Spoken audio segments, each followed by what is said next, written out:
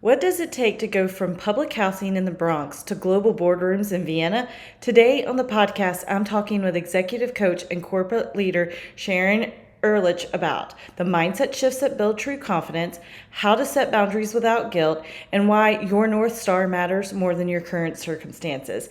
If you've ever felt stuck or wondered if it's too late to lead with purpose, this episode will inspire you to dream bigger and lead braver. Let's dive in.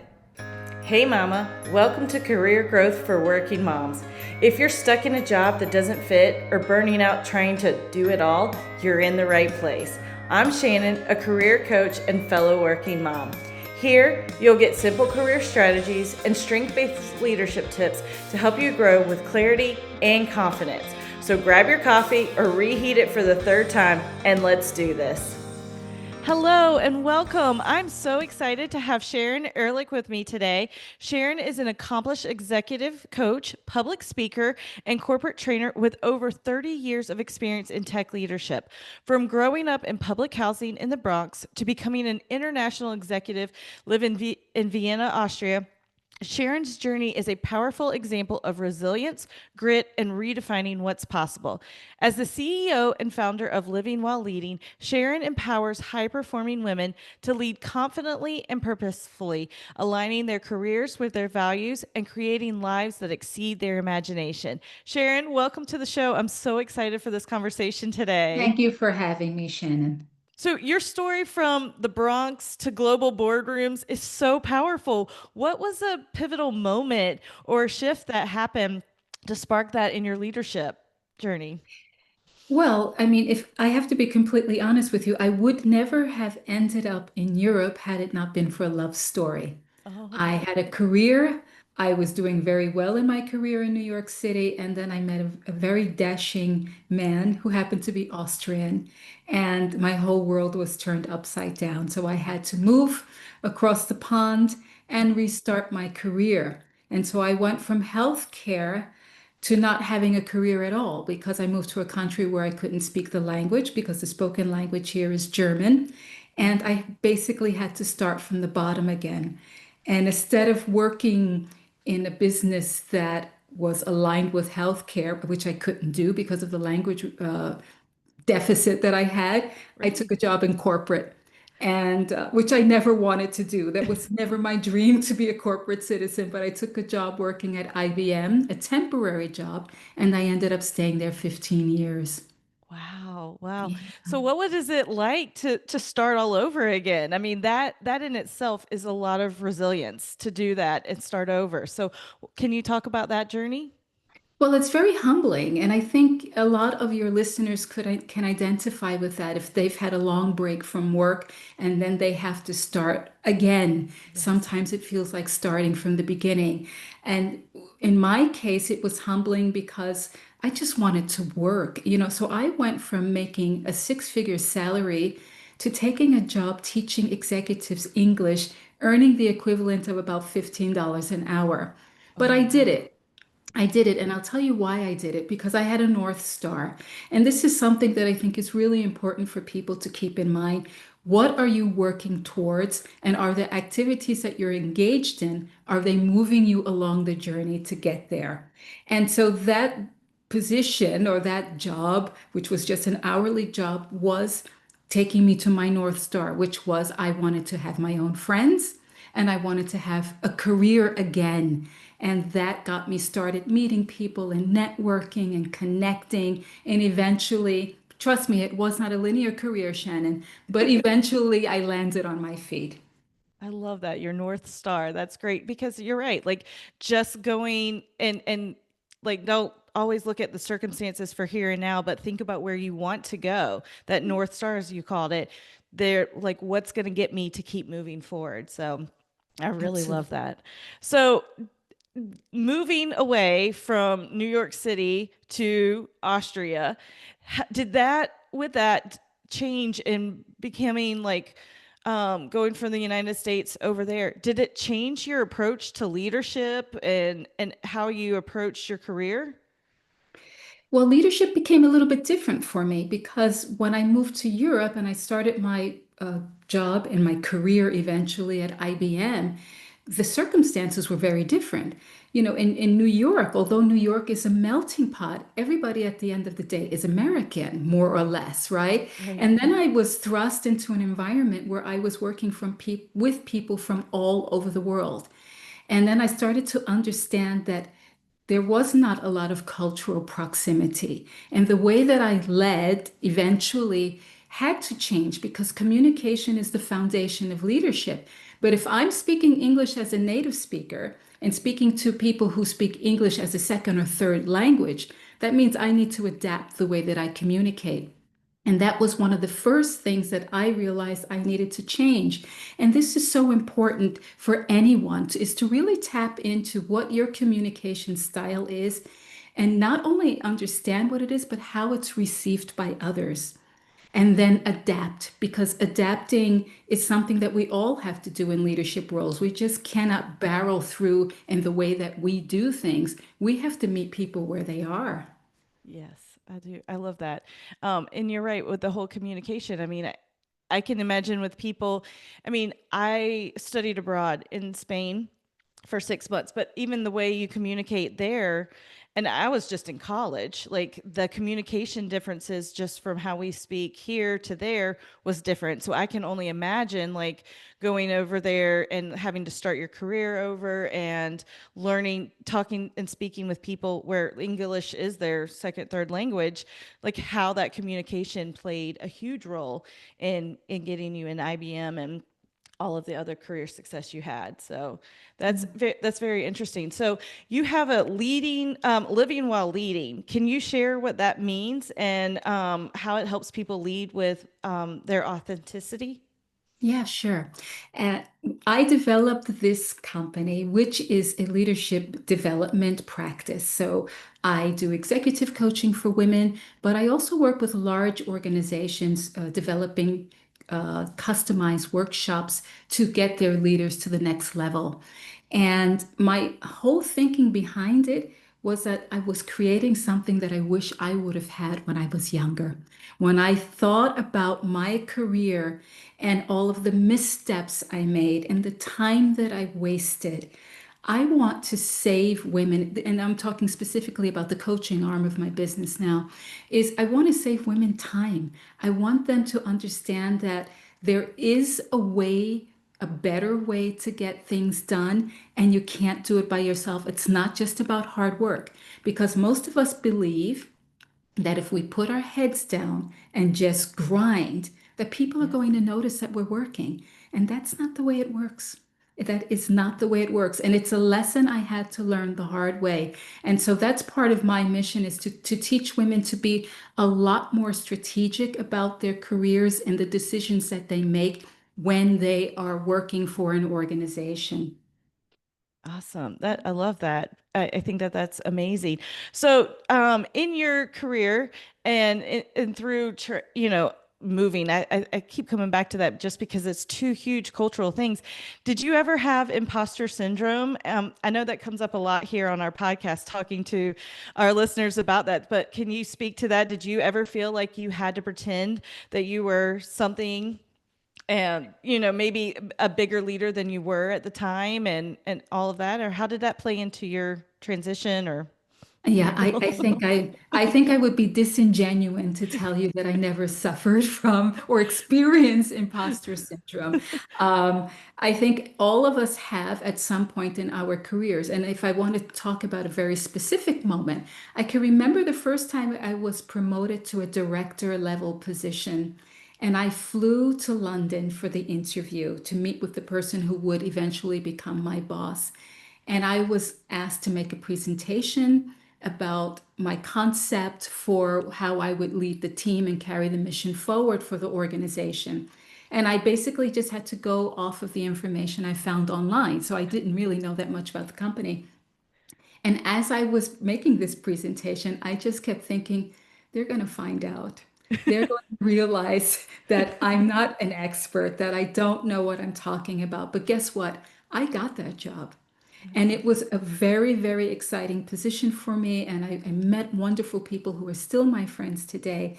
And I'm just so happy that I didn't listen to the voice in my head. The voice in my Yeah. head was there, but I managed to dampen it a little bit Right. and really talk about what I knew how to talk about. So I just dug deep into what my area of expertise was, and I gave my 100%, maybe even 110%. And so, when I talk to women and they say, I feel like I don't belong in the room, I'm not the smartest person, I always say to them, you were hired for a reason. You were Mhm. brought into this organization because you have some special skills or special abilities that the person who hired you thought would add value to this organization. And don't forget that. Don't minimize that. And each day that you work, you're growing and you're gaining more skills. And at the end of it, you end up having what's called crystallized intelligence. This is all of the skills you've built over your career, plus all of your lived experience. Nobody can take that away from you. And that's what makes you powerful. I love that. That is. And we're all so unique. And so I love that that's a mindset shift that you're able to help women with because I'm big on mindset shift. So are there any other mindset shifts you feel that women that you deal with that are big that they need that we should talk about? Yeah, I think another mindset shift is about being nice and saying no. It's very challenging. And of course, I'm generalizing here, but it's very challenging for women to say no because they think they're going to be perceived as not being cooperative, not being nice, not being friendly. But the fact of the matter is that every time you take on something, whatever that responsibility is, that is piling on more responsibility, it's keeping you from doing the things that you really need to be doing. Mm. And so sometimes you have to say no, or at least resist the impulse to say yes immediately and to Right. really think about what you're getting yourself into. And is this just strategically aligned with your career ambitions? And oftentimes, when you say no, guess what? The person says, okay, thank you. And they move on to the next person, right? And Yep. there are no hard feelings. It's not personal. Now, of course, I'm not advising anyone to say no for the sake of saying no, right? I wouldn't say no to your boss all the time, right? Because No. it's probably not a good decision. Probably not. But there were so many requests coming from colleagues, from friends and acquaintances, even from family, where you Mhm. just have to say, this is where I draw the line. I need this 1 hour a day to do whatever it is. And if I say yes to you, I lose that hour. And then I Yeah. start to suffer, and then I start to become unhappy, and I start to get burnout. And you don't want to go there. No, you definitely don't. I used to have to schedule. I was really bad about saying no for a while. I'll admit it. I'm sure our listeners can. There's some out there that can.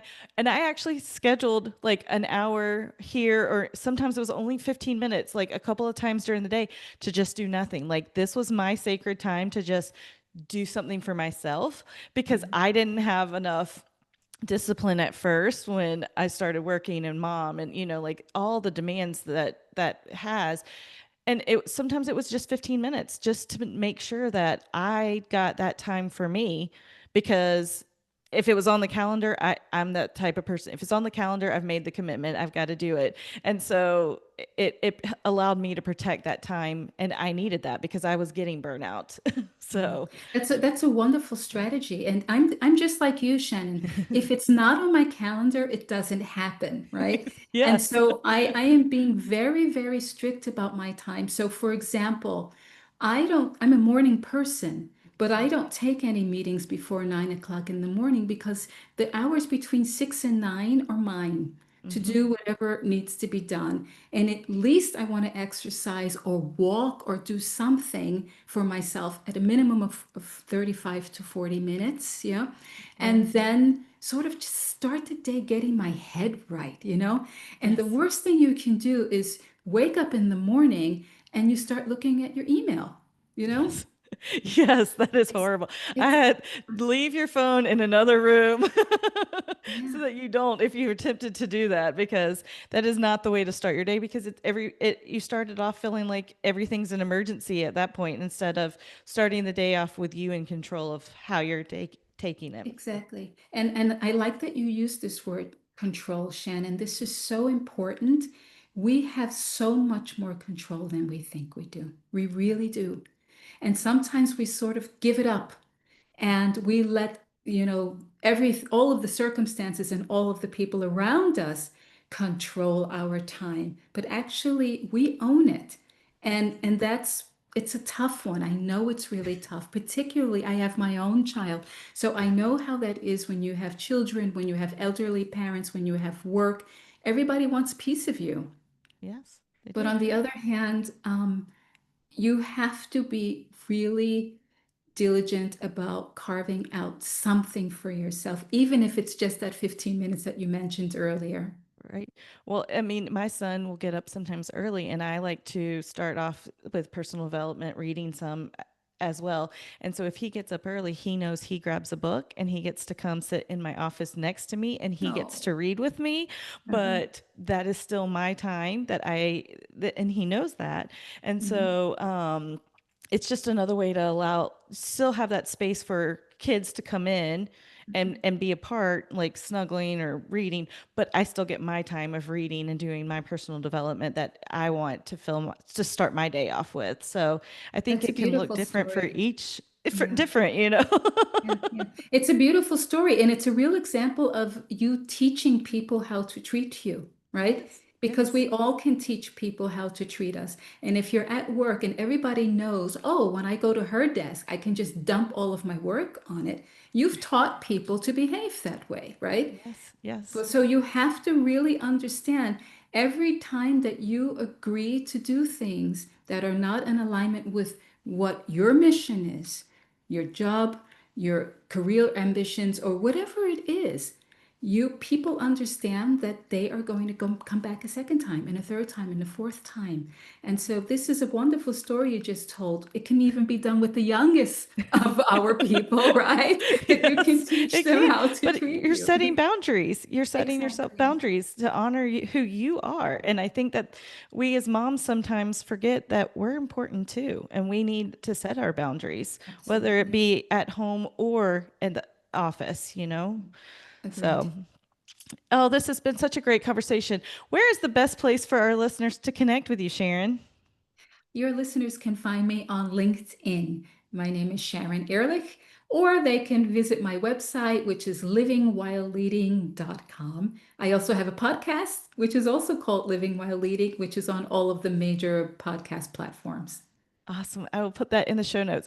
So before we wrap up today, I always love to leave my listeners with one small, powerful step that they could take today. So, Mhm. what maybe is one mindset shift or action that these career moms can take today to lead more confidently and more intentionally? I would go back to what we talked about earlier, and this is about boundary setting. And the one thing I would recommend to your listeners is if you can't say no, resist the impulse to say yes immediately and delay it because it will give you time to really think about and assess what you're being asked to do, and then make a decision about whether or not you want to proceed with that. Show yourself that grace. It's so important. I love that. I love that because it does. It will like allow you that time to pause and just say, is this really what I need to be doing in this moment? And that it seems easy, but it actually is Uh-huh. a lot harder at times than you think to just Yeah. not automatically respond. Yes, I can do that. I'll get you back to you in 24 hours, or I'll get back to you by the end of the day, or whatever. Exactly. And it's not easy to do. So believe me, I understand that because lots of people are tugging at us all the time. But the more often you do it, the easier it gets. I promise your listeners, really. Yes, yes. Well, thank you so much, Sharon, for being here with us today. I appreciate it. Yeah, it's been my pleasure. Hey, Working Mama, I hope you enjoyed today's episode. If so, would you take 30 seconds to share it with a friend who's stuck in her career but doesn't want to sacrifice her family to grow? Also, please leave a quick review on Apple Podcasts. It seriously lights me up to know this show is helping you navigate burnout, find clarity, and lead with confidence. All right, time to shut down my laptop and pretend I'm not hiding from folding that laundry. I'll meet you back here soon for another episode of Career Growth for Working Moms. You've got this.